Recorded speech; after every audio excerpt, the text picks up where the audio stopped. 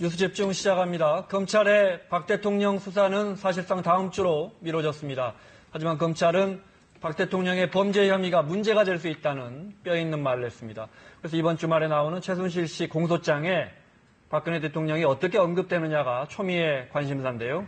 법원은 이례적으로 공소장을 공개할 방침으로 알려졌습니다. 검찰로 갑니다. 김기화 기자, 결국 박근혜 대통령 오늘 조사는 무산되는 분위기죠.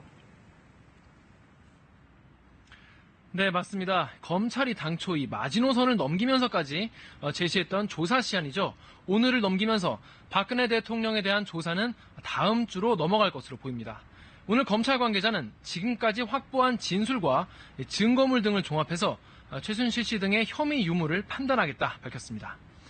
이는 사실상 이 최순실 씨나 안종범 전 수석, 정호성 전 비서관 등 지금 구속되어 있는 핵심 피의자들의 공소장에 어떤 식으로든 박 대통령의 역할을 적시하겠다는 뜻으로 보이는데요.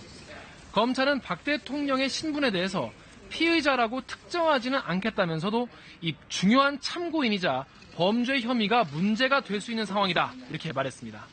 또 검찰이 박 대통령을 조사할 때 피의자 신문 조서도 받을 예정인 것으로 알려졌습니다. 검찰은 또 최 씨 등 이 구속된 피의자의 기소 시점에 대해서 오는 20일에 일괄 기소하는 방안이 가장 유력하다 이렇게 밝혔습니다. 김 기자, 그리고 최순실 씨의 딸 정유라 씨, 또 조카 장시호 씨에게 특혜 지원했다는 의혹과 관련해 삼성그룹의 계열사 사장들이 줄줄이 소환되고 있죠. 다른 그룹보다 강도가 세죠? 네, 그렇습니다. 이 소환된 인물만 해도 훨씬 많은데요. 일단 오늘 오전에는 정유라 씨에게 특혜 지원했다는 의혹을 확인하기 위해서 장충기 삼성미래전략실 사장이 소환돼서 현재 조사 중입니다. 삼성은 지난해 9월과 10월 무렵에 최 씨 모녀가 소유한 독일 비덱스포츠에 35억 원을 컨설팅 명목으로 지원을 했는데요. 하지만 실제로는 그 돈으로 10억 원대 고급 말을 사거나 최 씨 모녀의 주택을 구입하는 등 쌈짓돈처럼 사용됐다는 의혹이 현재 제기된 상태입니다.